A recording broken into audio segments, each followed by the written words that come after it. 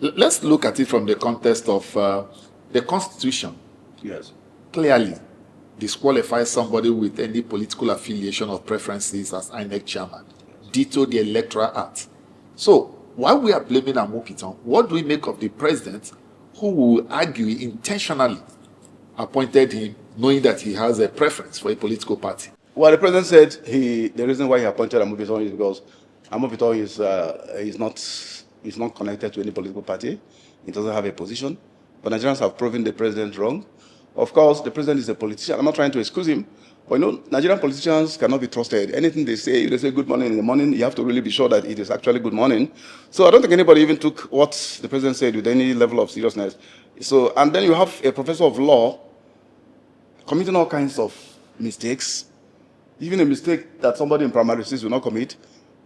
I want to go back to the case of ADC, where a court made a very simple pronouncement. Some of us, I covered the courts, different courts, from Abuja High Court, Federal High Court, AP Court, and Supreme Court.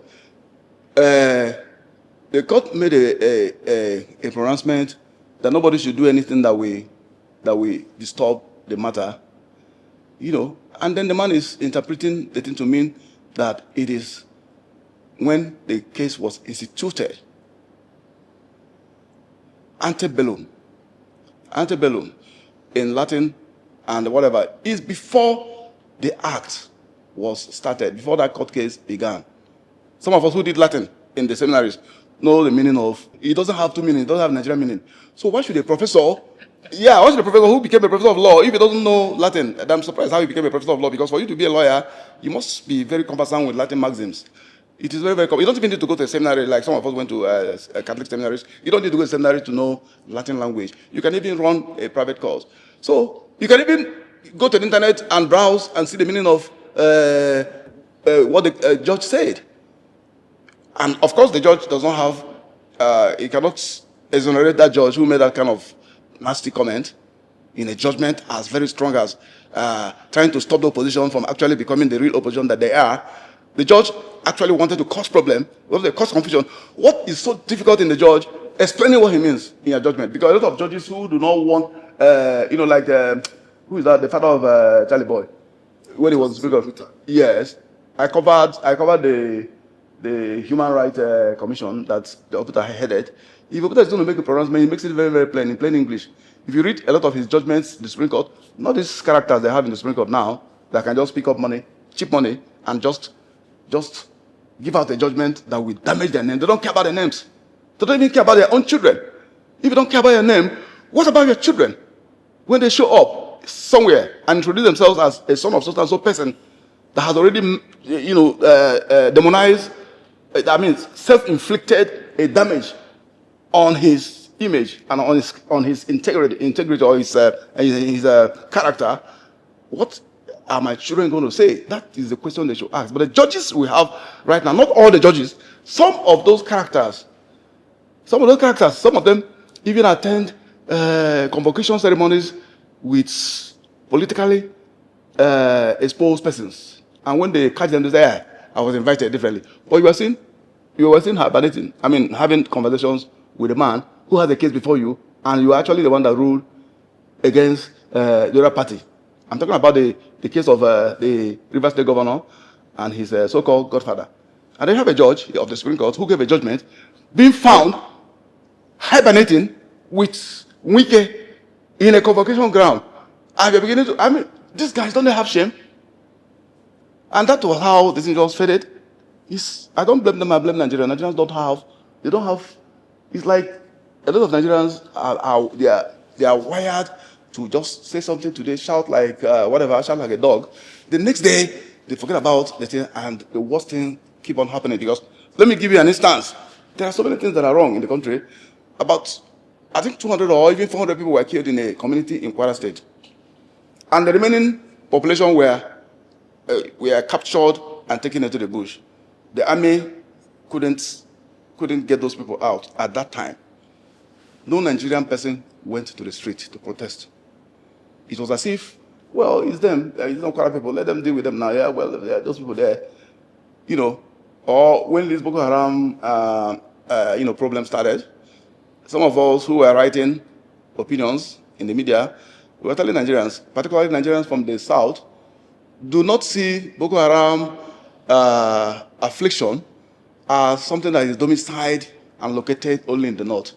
Because if something starts in a particular place, by the time they no longer have clients, let me use the word clients, if they no longer have customers who they want to kill, they will look for places where you have people now. That's why you have Boko Haram infiltrating communities in southwest. Boko Haram have infiltrated communities in Ondo State.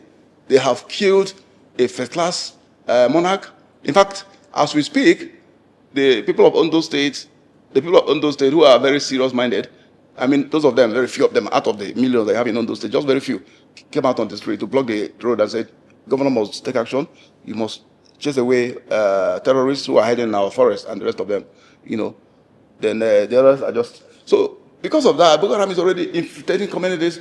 And even today, as we speak, the people they call bandits, I don't know who the bandits are, invaded the community in Ikwere, in River State, and kidnapped the vigilante chief and escaped into the bush.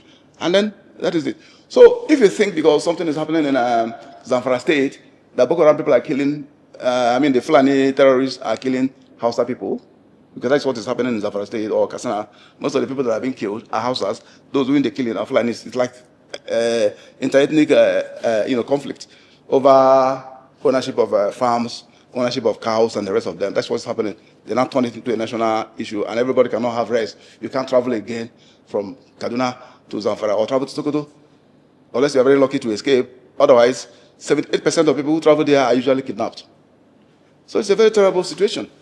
Given what the INEC chairman did by freezing the ADC and removing them from their portal, and given that Electoral Act gives mandatory timelines for election processes, what does it make of the chances of ADC with the Electoral Act mathematically making it impossible for them to make the primaries? In plain language, is INEC committing electoral sabotage right now? That's exactly what INEC is doing. And that is exactly why this man was brought from University of Jos, where he was teaching. You teach in University of Jos, sometimes it takes you like 3 months before you get a 1 month salary. Now you've been put into a place where you have trillions. Yes, INEC is so rich now that the money that is under their table is just a lot of money. So you brought somebody from maybe from poverty and you put him in a warehouse where you have a lot of dollars. You understand? And the man is just misbehaving. And he doesn't even know that the reason why you are appointed, you are going to make money by the grace of God. You don't even need to steal any money. I am not saying that he has stolen money, but anybody who is in INEC does not need to steal money for him to make money, because they are well paid, they are well taken care of. Just like if you are made a commissioner in a Nigerian Electricity Regulatory Commission, there was a certain board of... I was also in a board, but not as juicy as NEC. When that board, their time expired, they paid themselves to 2 billion naira each. If you have 2 billion naira in Nigeria, unless you are a drug addict, 2 billion naira can last you a lifetime. And that's 2 billion of them. Yes. 2 billion of can last you a lifetime. And that's why most of them are not actually even making any noise. They're just okay, they're comfortable. So what I'm saying is you don't need to rob the country for you to be rich. If you're appointed into INEC, you're going to make it. And if you make a good name in INEC, you will never lack consultancy, you will never lack job, even in overseas, because people will definitely know. The media will put you there. But you have characters in INEC that they don't care about their own image even. So if Amopiton cares about the little thing that is still left in his image, he should resign. Yes, talking about resignation, calls for resignation is widespread. Civil society, ADC, and other interest groups. Yes. But the argument is that even if he resigns or the president sacks him, he will still reappoint another loyalist. What do you think? Yeah. Well, the president will appoint, but he will not have enough time to. He will not have enough time to hold conferences. I'm sure the president had a lot of conferences, because definitely, if a president wants to hold a meeting with somebody in Aso Rock, it's not too many people that will know that you are there. If you go to Aso Rock, not everybody will know that you are there. So he might have had a lot of conferences, even telephonic conversations, because the telephone that the president uses is protected. It's not the type that anybody will monitor or listening to. He may have had a lot of conversations, either through a third party. They have already planned what to do with this man, but I don't think he will have enough time, except maybe now that pressure is on this man If he has respect, self-respect, he will resign. Maybe the president by now would have started scouting for another person that they will educate. You understand? But this one that is very, very evident that he is not neutral, he should leave. And then the question you ask whether electoral act limitation of time and the rest of them, I think it is very impossible for INEC and the president to chase away credible opposition leaders from the next year election. Nigeria is not like Uganda. Nigeria is not like Uganda or Cameroon, where you have total one-party system, where even the party that is in power will be the one that will raise the other parties to come and contest against them. That sort of thing will not happen in Nigeria because you have committed people who are really, really committed. And in the case of Nigeria now, unless maybe the kind of hunger that people are feeling now, if it's not really, if it's not properly circulated, it's not across the country, maybe, I think I've been seeing sharing rice to some people. I don't know, if the people that are collecting the rice, maybe they're very comfortable. Otherwise, most people are hungry. So what is going to happen now is that people must have made up their mind that this is what is going to happen. So I don't think INEC will succeed in getting the opposition politicians out of the way for them not to contest the election. They will contest. I think ADC has even made a plan. They say they want to use the APC's model of consensus. If they want to do that, it doesn't take so much time for them to organize their primaries. In fact, I've even started organizing primaries and conventions, you know. The APC has started doing that. And we pray that the Supreme Court will not behave like the way they did in the Hope Uzodinma's case against Emeka Onwubiko, whereby a hope that came forth was made first, which is mathematically a criminal. It is not possible by a person that came forth, even by the calculation of INEC itself. INEC was in that court. Some of us were in the court to cover that case. Only for the current chief judge, who was the one that she gave that useless judgment. Unfortunately, the American embassy slammed a sanction on her traveling visa ban on her and other people who did that injustice. So I hope the Supreme Court, even though the Supreme Court is even worse than what it was that time, the Supreme Court has degenerated down the gutters.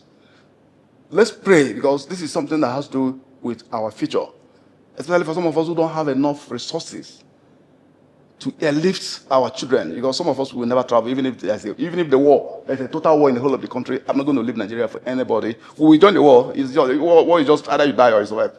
Most of us don't have money to either take our children to maybe England, Canada, or US, to hide them there. So go and stay there. Let us even see what will happen in this country. You know. So it's just for that purpose that people are saying, let us organize election that at least look credible. So I hope the Supreme Court will not play supreme foolery with the judgment they're going to bring out after today's hearing. It's not all about ADC, it's about Nigerians versus Tinubu, who is afraid of opposition. I don't know why somebody who claims to be a pro-democrat, which we know he's not even a pro-democrat, because if you look at the Abacha period, when some of us were on the streets, some of us were even very young, we were just entering higher institutions. Some of us who were on the street of Lagos fighting for the revalidation of the victory that Emmanuel Onwubiko got. What do you call him, Tinubu? Who is a coward, ran away and went to United Kingdom. Why do you say he's a coward? He's a coward because why didn't he stay back? All of us stayed back here. Femi Falana, did he run away? Didn't you see him in Nigeria here fighting? Olisabakoba, did he run away? He had to live to fight. No, it is wrong. Most of those guys I've mentioned now were even much more vocal than Tinubu. Tinubu is not very articulate, so he wasn't even making serious verbal position. Femi Falana was always, Ganifa and me, was always fighting Abacha. Did he run away? Tinubu is just a coward. He just ran away and went to probably because he's a very rich person, so he's just afraid, he don't want to die. He has a lot of money, so he had to run to London to go and hide. And now you are saying, I'm a pro-democrat. If you're a pro-democrat, why are you afraid of the opposition? Why are you afraid of? Why are you spending our money fighting Peter Obi? If you calculate properly, if Nigeria is a country that functions properly, and now you have the auditing firms, let us have independent auditing firms to audit how much the government has spent, fighting just one man, not even about Atiku. They're also fighting Atiku. But they concentrate all their efforts on Obi, and they make appointments or special advisors who are always speaking about Obi. like the character from Borno State who was against Tinubu, who called Tinubu so many unprintable names, or the other loafer that was made an ambassador, who even organized protest against Tinubu, calling him all kinds of names, a drug baron and the rest, only for Tinubu to appoint him as an ambassador because he recanted. You understand? So I mean, the country is just it's a joke. Let me use that word.